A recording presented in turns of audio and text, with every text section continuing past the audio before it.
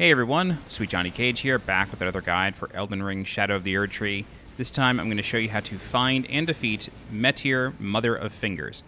Metyr is available as sort of the quote-unquote reward of a pretty long questline that spans a large part of the Realm of Shadow. So I'm going to start out by showing you the actual questline that leads to her, but if you're just looking for the boss guide, check the description for the timestamp and just skip right to that. But I'm going to make this guide assuming that you have no idea how to find her, and then guide you through it.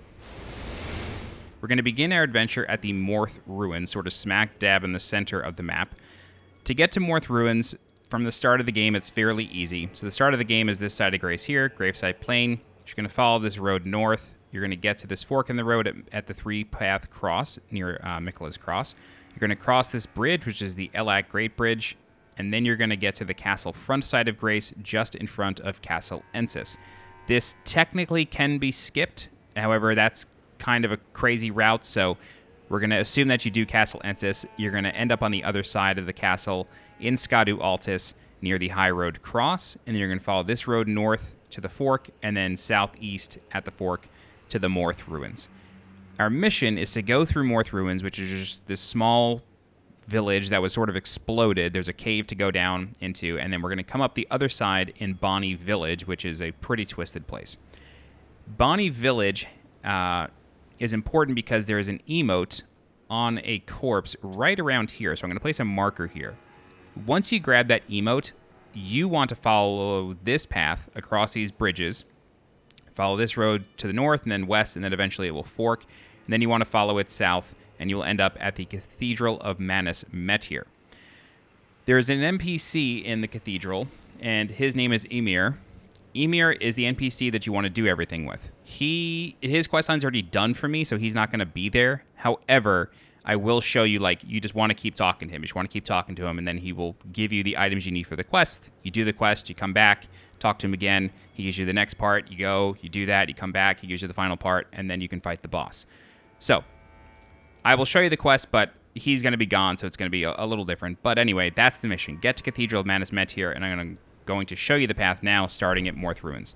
So this is the side of Grace from Morth Ruins, and then we're just going to follow this road. We're going to ignore everything.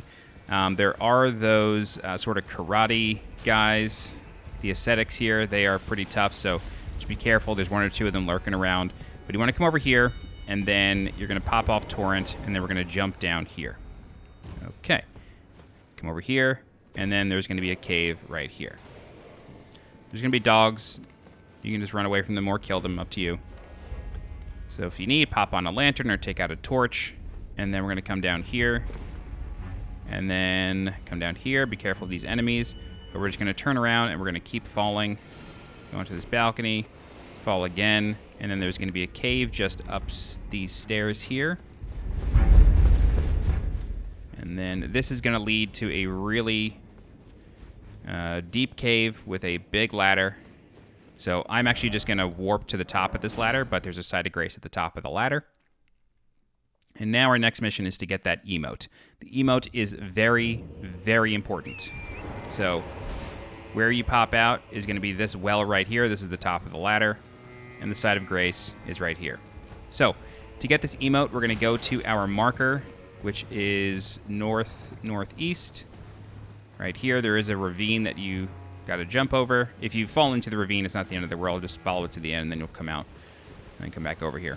Okay, so there is this gnarled and wilted tree, and then there is an emote here on this corpse, and this emote is called Oh Mother.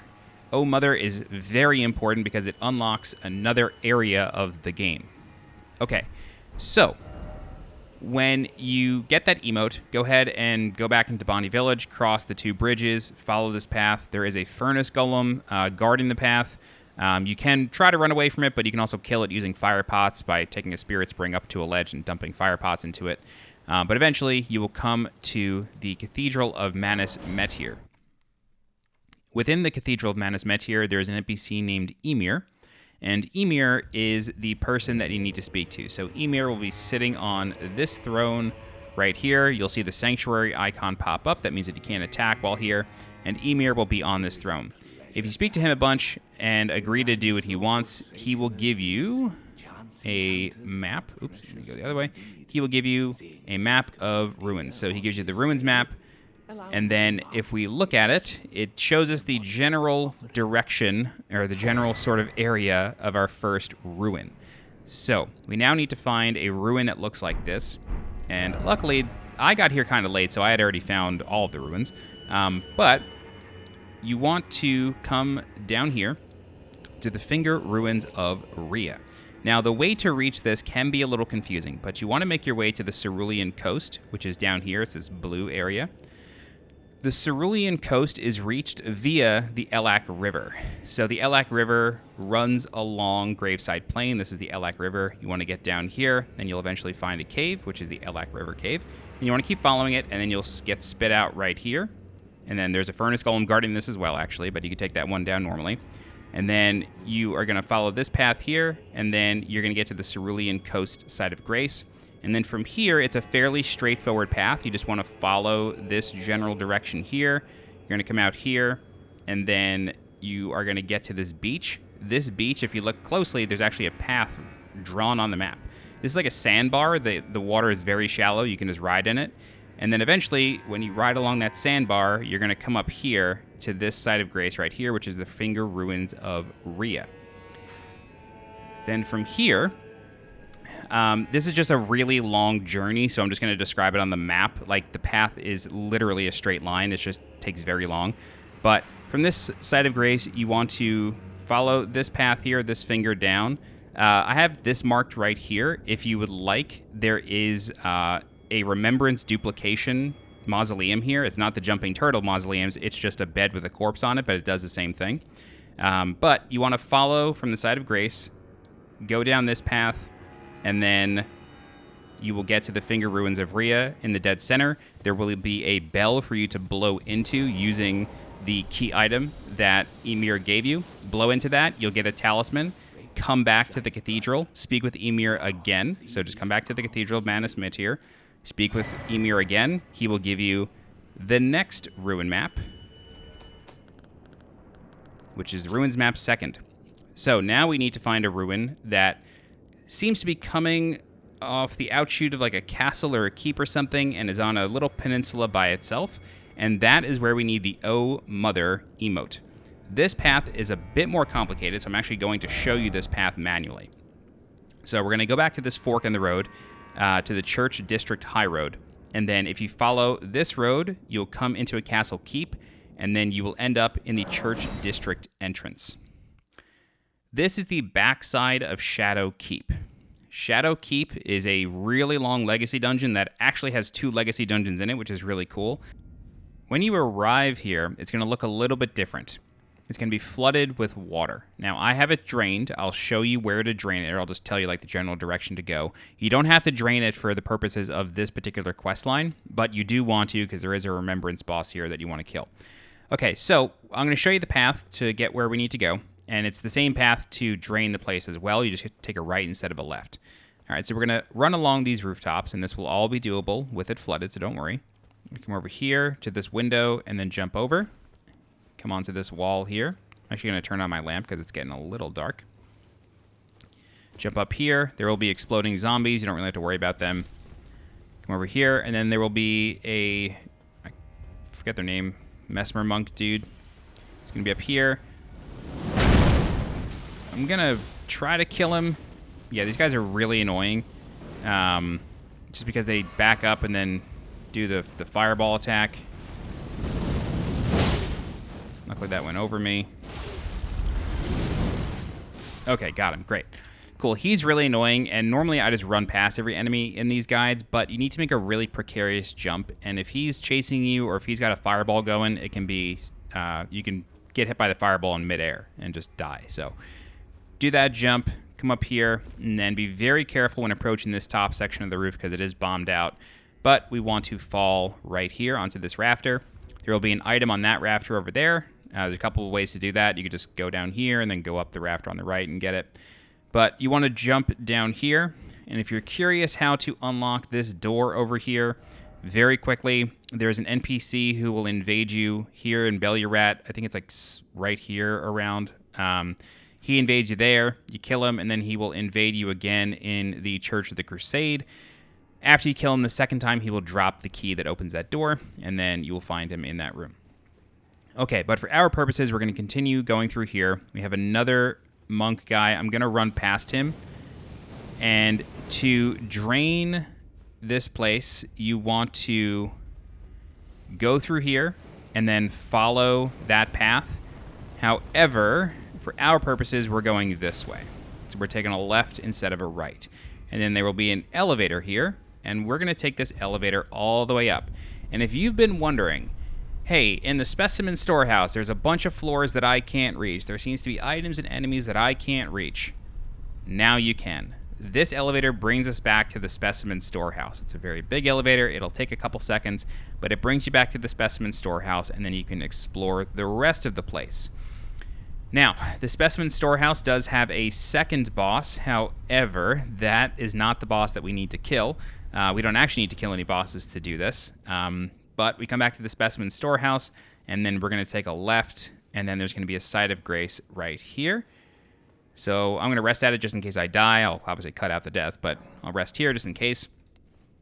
Great. And now what we're going to do is we're going to take this big old ladder, and we are going to go up. There are some treasures over here, along with another one of those fire monk guys or fire knight guys. So we're going to take this ladder, and this is the ladder that goes through that big bookshelf you saw earlier. Right now we're popping out the other side of the bookshelf. There's the crucified guy, crucified on a rune arc. And then we keep going up this big snake eater ladder. Okay, now we are basically at the rafters. So I recommend sneaking up on this. Oh, we can pop him off, no problem. Sneak up on him, do a backstab. We're going to come over here. We're going to go up the staircase, get his runes. There they are. Go up this staircase. Keep going.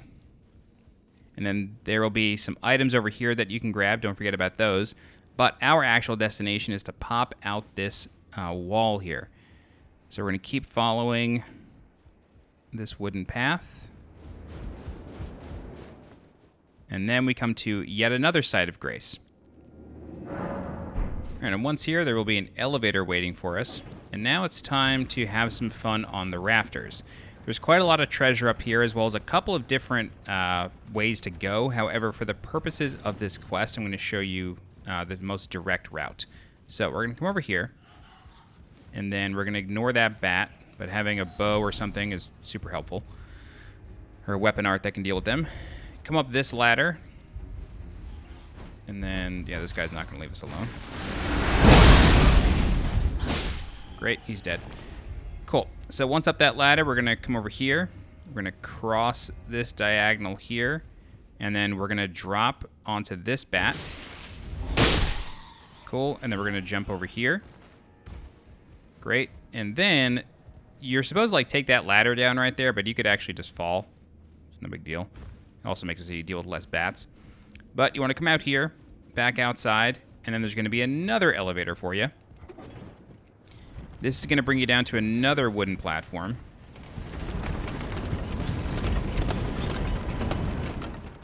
And then we're going to follow this path to, you guessed it, another elevator.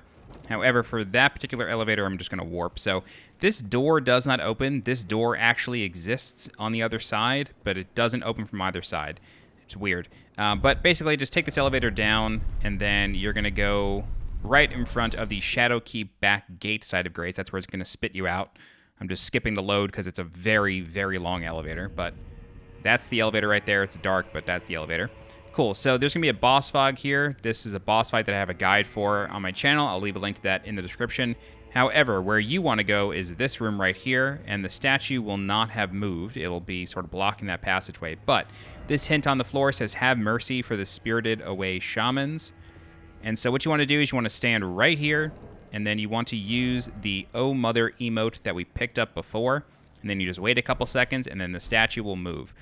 I think the idea here is that Marika, who this is a statue of, although her head's missing, Marika is Mesmer's mother, and so you want to use the "Oh Mother" emote there, and she was from this shaman village originally, right here.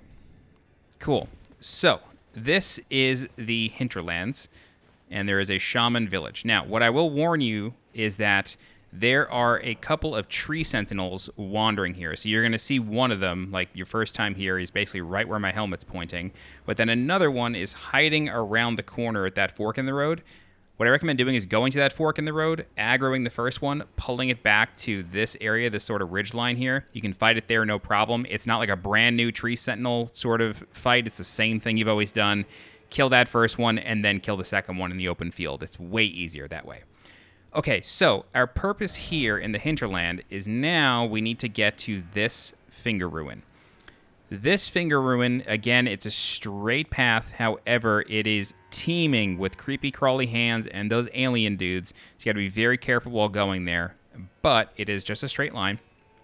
And then once you're there, you want to ring that bell at the finger ruins of Dheo. And then once you've done that, you want to go back to the Cathedral of Manus Metyr and once again speak with Emir. Emir will then give you a third ruin map, which we'll pull up here. He gives you the third ruins map, and if you look carefully, this looks an awful lot like the building we're standing in. So it has that sort of J shape or backwards, yeah, I don't know what you want to call that. Like it's a J shape-ish, but there's no finger ruin here, right? Like this is the building, right? This is the bridge that it's talking about. This is the building we are in. The finger ruin is underneath this building. So what you need to do is after Emir gives that to you, you need to reload the area either by saving and quitting or saving or warping back here and using the Site of Grace, and then you will notice that he will be missing. So what you then want to do is you get a new prompt in front of the chair called Examine, and if you look closely, the bottom of his chair looks peculiar. So if we were to push in that button, the chair will move off of its plinth, revealing a ladder. So then you want to go down this ladder into the final finger ruin, ring the bell, and then you'll be transported to the boss fight. And now we can finally do the boss guide. The build that I recommend for this fight is really bring any weapon that you can put a fire affinity on. So I'm using the Flame Art Yuji Katana plus 25. And the reason for that is because Finger Creeper enemies are all very weak to fire. And this is the first time in a guide that I'm telling you to bring a craftable. Craft fire pots. Giant's Flame fire pot, whatever, doesn't matter as long as it's a fire pot. You don't want to use the hefty fire pots because they take forever to throw, but bring a fire pot because the boss can spawn Finger Creeper enemies throughout the fight, and if you just chuck a pot as soon as they spawn, you'll kill all three of them right away. They just get hit, you deal a bunch of damage, and then they burn to death. So it's really, really important that you bring fire pots, especially if you're not a magic user like me and you just use melee. That's really, really important. The boss can do these slam attacks kind of opening up. It also has these side finger flays. The boss can also crawl to you, so it's really, really important that you do your absolute best to stay in front of the boss, in front of its sort of open wound. The eye up top, the fingerprint eye, that can shoot laser beams. It has a sweeping attack, and then in phase 1, it will just do a single burst laser. And then in phase 2, it can do that burst laser several times in a row. Okay, for this hand swipe, you want to roll left and then right immediately. You have to roll very quickly in order to avoid that. For the sort of slam attacks that the boss does, it can do them all multiple times. So that's why I'm not immediately reacting to everything the boss is doing. So right there, that could have been 3 slams instead of 1. So you just want to wait a second before you actually react to any of those slam attacks. Whenever the boss sort of jumps over you, it's always going to follow up with that laser. And you see here, as soon as the boss rips open its wound and spawns those hands, I am immediately going to my Giant's Flame Fire Pot and throwing it.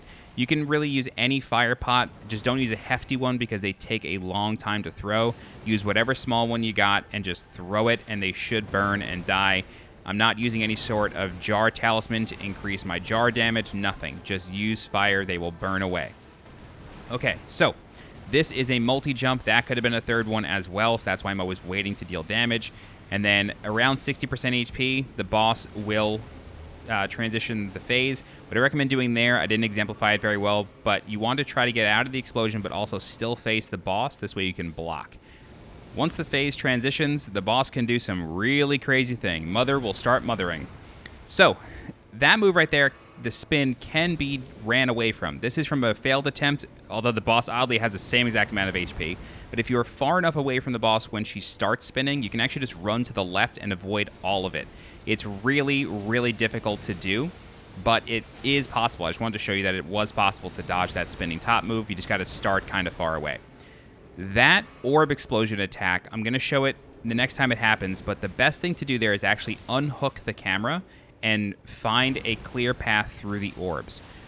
The reason I say that is because the boss can't actually do anything while it's spawning orbs.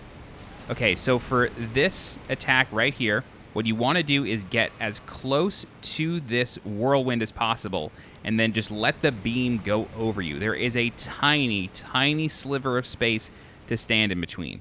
So what I recommend doing there is holding up your shield and just walking towards the whirlwind. If you get too close, you will get pushed out, and it doesn't really deal a lot of damage to you. It's the beam that deals a ton of damage. So just tanking the one hit from the force field, it will actually push you into the exact spot you want to be, as long as you just hold block. So you'll see it again in a little while. It's going to happen again. I'm just going to hold block. It's going to push me out. I'm just going to keep holding block, and nothing's going to happen to me. Okay, so for this attack right here, the explosion does fan out, so if you're at a distance, you will actually see a couple of spaces on the ground where it's not as pink. You can just stand there and it will explode around you and you won't take any damage. But if you're too close to the boss while that move is starting, just get behind the explosion and you'll be perfectly fine. So again, I keep trying to run left. It's not happening because it just starts so close to me, but that is the way to do it, and then just roll very late. The boss does land after it spins, and then after it lands, it starts moving towards you. So you don't want to roll as soon as it lands. You want to roll like half a second later. Okay, so the boss jumped over us, uses the beam as always, and then now it's going to do a slam. However, it's going to jump again. It can jump a third time, so I was waiting to deal any sort of damage. So you see here, I'm just holding block. I get pushed to the exact spot it wants me after the third block, and then I'm literally just standing here holding block, and it just keeps pushing me to the very, very edge of the force field, and nothing is happening to me. So if you're not using a shield build or something, this is going to be a little harder for you. You want to try to run back, but if you just hold block, it pushes you exactly where you need to be to avoid all the actual damage. You just have to have a upgraded shield, make sure it's at plus 25, and a decent amount of endurance to increase your stamina load, and you'll be fine. And that's it. That's the whole fight. So things just repeat after here. So this is the orb move. You see that I unhooked the camera. Now I'm trying to find a way through. Those orbs deal a lot of damage, as you saw earlier on in the video. It can be really, really tough to avoid them if you're just locked onto the boss. But the boss will not do anything while spawning those orbs, so you are completely safe to unhook the camera and just go run away. So we have 2 jumps, followed by a 3rd jump. That's why I always, always wait. And then the boss will now slam again. That's a big one. Typically doesn't get followed up, that one, but can be tricky. So for here, the boss just lands on us. We were blocking, and I'm just going to end it with a flame spear, and the boss goes down. And while that is it for the boss fight, that is not the end of the quest. I don't want to spoil anything, so what I will tell you is if you were to reapproach the chair in the cathedral, the quest will continue. After you do some more, you will get a choice with a particular NPC. You can either give them an Iris of Grace or an Iris of Occultation, if you have both. If you give them the Iris of Grace, they will turn into a Spirit Ash or a puppet. If you give them the Iris of Occultation, you will get their weapon. Now, if you turn them into a puppet, there is one extra step that you can do with that puppet. You can go back to the Shaman Village in the Hinterlands, go to the very top, and then carefully jump down the cliffs there, and then you will end up at the top of the tower near the cathedral, and there will be another puppet in that building that you can then combine with the puppet you receive. So you get an even stronger puppet, which is awesome. And you can actually undo this choice, but just by speaking with the puppet again, you can unlink it and then go back to the single, but having the double is just awesome. And that is it for the questline. There's some rewards in the church for you, but I'll let you find that on your own. All right, if you have any questions, please feel free to leave a comment. I'll do my best to help you out. If you're looking for more guides for Elden Ring, Shadow of the Erdtree, please subscribe to the channel so you get alerted when new videos go live. If you're interested in supporting the channel monetarily, you can do so by becoming a channel member by clicking the join button below this video. You can also leave a super thanks by clicking the heart icon below this video. Don't forget to join my community Discord. The link for that is in the description below. As always, I'm SweetJohnnyCage. Thank you so much for watching, and I'll see you next time. Bye-bye.